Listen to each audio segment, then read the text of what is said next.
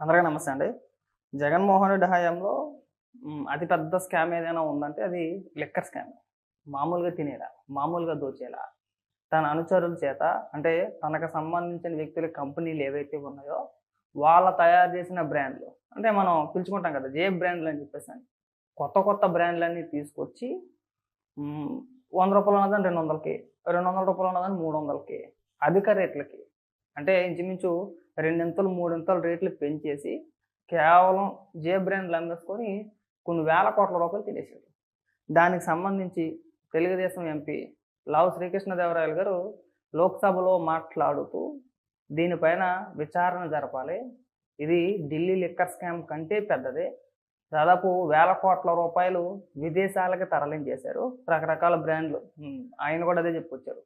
ఈ president medal అని చెప్పేసని, లేదంటే బూమ్ బూమ్ అని చెప్పేసని, ఇలా వాళ్ళకి సంబంధించిన బ్రాండ్‌లన్నిటికి కూడా అనుమతులిచ్చి వేల కోట్ల రూపాయలు దోచేశారు. దానికి ఆల్రెడీ రాష్ట్ర ప్రభుత్వం కూడా విచారణ చేస్తుంది కేసులు పెట్టి. కేంద్రం కూడా విచారణ జరిపించాలంటే ఈడీ కూడా విచారణ చేయాలని చెప్పేసని ఆయన మాట్లాడితే, దానికి కౌంటర్‌గా ఒక ట్వీట్ ఏసాడండి. వైఎస్ఆర్‌సీపీ పార్టీ అఫీషియల్ పేజ్‌లో ఒక ట్వీట్ ఏసారు.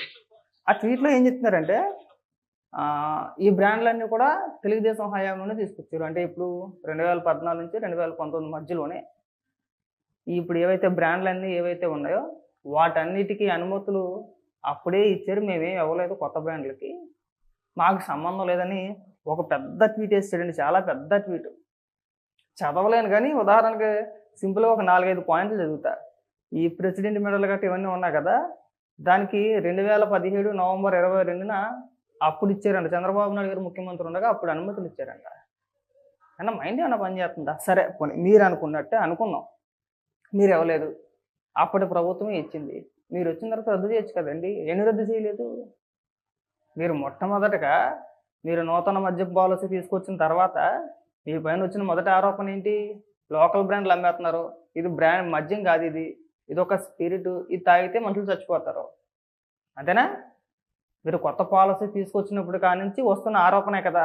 అప్పుడైనా సరే గత ప్రభుత్వం ఇచ్చిన బ్రాండ్‌లకి ఏవైతే అనుమతులు ఇచ్చిందని చెప్పుకుంటున్నారో వాటన్నిటిని కూడా రద్దు చేసేసి మీరు కొత్తగా అనుమతులు ఇవ్వచ్చు కదా! ఆనందం మీకెందుకు? అలా చెయ్యలా. సరే కొన్ని కొత్త బ్రాండ్‌లకి అనుమతి అప్పుడే ఇచ్చారు అనుకుందాం. ఉన్న బ్రాండ్‌లు ఎవడు తీసేసాడండి? ఉన్న బ్రాండ్‌లని ఎవడు తీసేసాడు? నువ్వే కదా! పోనీ అది కూడా పక్కన పెట్టేయి. డిజిటల్ పేమెంట్ ఎందుకు పెట్టలేదండి? అయి వదిలే రద్దు చేయలేదు. రద్దు చేయాలనుకుంటే చేసేయొచ్చు. ఎన్ని రద్దు చేయలేదు నువ్వు? ఈ లిక్కర్‌కి సంబంధించిన ఇది అనుమతులు పక్కన పెట్టేసేయి. ఏకంగా విద్యుత్ ఒప్పందాలే మనం రద్దు చేసాం కదా! అధికారంలోకి రాగానే చంద్రబాబు నాయుడు గారు రూ.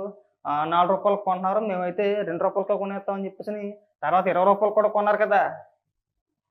అలా ఎన్ని రద్దు చేయలేదు మనం అధికారంలోకి వచ్చిన తర్వాత. మరి ఈ నింద మాత్రం మీకు అప్పట్లో మీకెందుకు?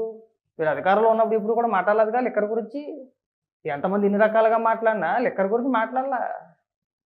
అధికారం పోయిన తర్వాత, ఓడిపోయిన తర్వాత ఇప్పుడు చెప్పుకుంటున్నారు మాకు తెలీదు. అంటే గడిచిపోయింది కదా! ఆల్రెడీ ఇంచుమించు 7, 8 ఏళ్ళు అయిపోతుంది. ఎవరికీ గుర్తుండదులే మర్చిపోతారు. కాబట్టి మనం ఎంత సొల్లని చెప్పేయొచ్చు ఇక్కడ. నడిచిపోతదిలే ఉద్దేశమా? ఈడ చూసారా? గత 5 ఏళ్ళు చెప్పలా. మద్యం మీద ప్రతి ఒక్కరు తిట్టడమే. అందరూ అమ్మనాబూతులు తిట్టడం. ఇదేం మందురా బాబు! స్పిరిట్ అమ్మేస్తున్నారు. లోకల్ బ్రాండ్ అమ్మేస్తున్నారు. ఊరు పేరు లేని బ్రాండ్‌లు. ఇవాళ ఉన్న బ్రాండ్ రేపు పొద్దున్న ఉండదు. రేపు ఉన్న బ్రాండ్ ఎల్లుండి ఉండదు. ఎవడు కూడా బ్రాండ్ పేరు చెప్పి మందు కొనుక్కునేవాడు కాదు ఏ వైన్ షాప్‌లోను కూడా. రూ. 100 ఉందా? 200 ఉందా? 300 ఉందా? ఈ స్టేజ్‌కి తీసుకొచ్చేసాడు. పోనీ పాత బ్రాండ్‌లు ఏమన్నా ఉంచాడంటే అయి కూడా ఉంచాలి. అయి కూడా తీసేసాడు. ఎందుకంటే కమిషన్ తక్కువ ఇస్తారు కదా మనకి. మనకి మెయిన్ ఇంపార్టెంట్ ఏంటి? మనకి కమిషన్ ఎక్కువ రావాలి. కమిషన్ మనకి ఎక్కువ రావాలంటే ఆ జే బ్రాండ్‌లు ఏవైతే ఉన్నాయో అవి ఎక్కువగా అమ్ముడుపోవాలి. అవి ఎక్కువగా అమ్ముడుపోతేనే మనకొచ్చే కమిషన్ మనకు భారీగా వచ్చుద్ది. అవి ఎక్కువగా అమ్ముడుపోవాలంటే పాత బ్రాండ్‌లు ఏవి కూడా ఉండొద్దు.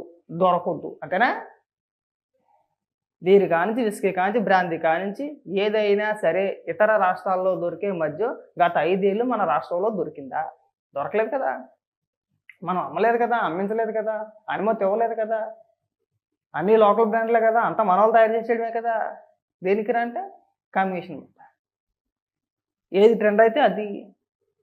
సర్వనాశనం చేసేసింది కాకుండా ఇక్కడికొచ్చి పాఠాలు అప్పుడెప్పుడో ఇచ్చారు. మరి నువ్వేం చేసావు గత 5 ఏళ్ళు కూడా రద్దు చేయొచ్చు కదా!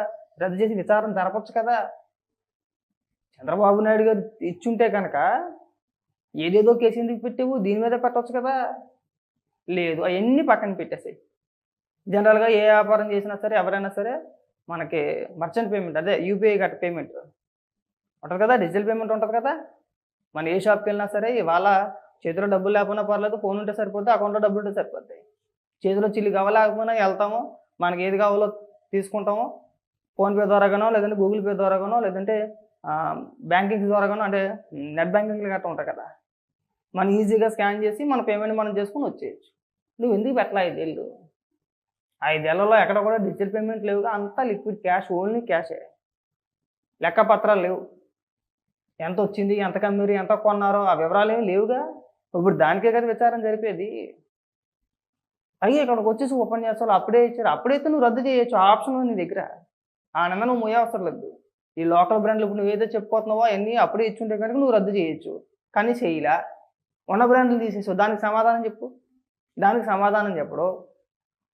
మర్చెంట్ అంటే ఈ యూపీఐ లేకుండా డిజిటల్ పేమెంట్ లేకుండా ఓన్లీ క్యాషే. ఆ లెక్కంతా ఏమైపోయిందంటే దానికి సమాధానాలు ఉండవు. ఇక్కడికొచ్చి మేము సుద్దపూసలమే. తిన్న కాడికి తినేసాడు. రాష్ట్రాన్ని సగానికి పైగా దోచేసాడు. వేల కోట్ల రూపాయలు తినేసాడు. ఇవాళ ఎలివేషన్ ఏంటంటే జగన్మోహన్ రెడ్డి రూపాయే జీతం తీసుకున్నాడు. అధికారం కోల్పోయిన తర్వాత ఈ 9 నెలలు ఒక్కసారి కూడా జీతం తీసుకోలేదు. ఏమి ఎంత కామెడీగా ఉందంటే అధికారంలో ఉన్నప్పుడు ఇచ్చే 1,00,000, 2,00,000, 3,00,000 జీతంతో పని లేదు జగన్మోహన్ రెడ్డి. నెల నెల కోట్ల రూపాయల ఆదాయం వస్తుంటే ఎవడన్నా 2,00,000కి 3,00,000కి ఆశపడతాడా? ఏదో డ్రామా సొల్లు కాకపోతే. అధికారం కోల్పోయిన తర్వాత జీతం తీసుకోలేదని మాట్లాడతారు. దానికి కూడా ఎలివేషనే. కాబట్టి ఏంటంటే ఈ ఎదవ ఉపన్యాసాలు ఈ పనికిమాలిన సొల్లు డైలాగులు చెప్పమాకండి. లిక్కర్ స్కామ్‌లో ఎవడెంత తినేసాడు అనేది రాష్ట్ర ప్రజలందరికీ ఒక క్లారిటీ ఉంది. ఎవరినన్నా అడగండి. అది మందు కాదు కదా మీరు అమ్మింది. ఎంతమంది చనిపోలేదు. ఈ నల్లజర్లు అనుకుంటా. ఒక 50 మందో ఎంతమందో చనిపోయారు ఈజీగా కల్తీ మందు తాగే. అది పెద్ద ఇష్యూ కూడా అయింది అప్పట్లో. దానికి సమాధానాలు ఉండవు. ఏమన్నా అంటే రోజులు గడిచే కొద్దీ జనం కూడా మర్చిపోతారులే. ఏమి ఇబ్బంది లేదు. ఇవాళ ఉందా? ఓకే. 4 రోజులు మాట్లాడొద్దు. వారం తర్వాత అది మాకు సంబంధం లేదు. చంద్రబాబు నాయుడు గారే చేయించారంటే అయిపోద్ది. జనాలకి ఎవరికీ గుర్తుండదు కదా! ఆళ్ళది అదే పాలసీ అది. జగన్మోహన్ రెడ్డి మాట్లాడితే అన్నీ అబద్ధాలే. ఏ ఒక్క మాట నిజం ఉండదు. అరే ఏ రోజైనా సరే ఈ ఈ లిక్కర్ గురించి ఇన్ని ఆరోపణలు వస్తున్నాయి. ఇంతమంది మాట్లాడుతున్నారని చెప్పేసి ఏ రోజైనా జగన్మోహన్ రెడ్డి గాని, సంబంధిత మంత్రి గాని వచ్చి ఒక ప్రెస్ మీట్ పెట్టి ఇగో ఇది ఇలా జరిగింది. అప్పట్లో ఇచ్చారు. ఇదిగో జీవో కాపీలు మేము ఇవ్వలేదు అని చూపించొచ్చుగా. చూపించలేదు కదా మనం. ఏ రోజు చూపించలా. 5 ఏళ్ళు అధికారంలో ఉండి ఎవడెన్ని మాట్లాడుకున్నా పర్వాలేదులే. మనకు కావాల్సిన మనకు సొమ్ము వస్తుందా లేదా అనేది చూసుకున్నారు తప్ప ఎవడెన్ని మాట్లాడినా దానికి సమాధానం చెప్పలా.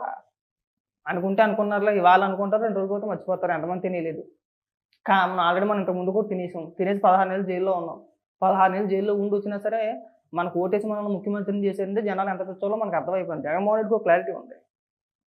నువ్వెంత తినేసినా, నువ్వేం చేసినా ఎళ్లి 4 బాగా మాట్లాడి తల మీద చెయ్యేసి నివిరేసి ఓ ముద్దెట్టేస్తే మళ్ళీ మనకు ఇదే కాన్సెప్ట్. ఎంత తినేసినా జనం పట్టించుకోరు. మనం రూపాయి తిన్నామా, పావలా పడేసామా. అదే కాన్సెప్ట్ అండి జగన్మోహన్ రెడ్డిది. కావాలంటే మీరు బాగా గుర్తుంచుకోండి.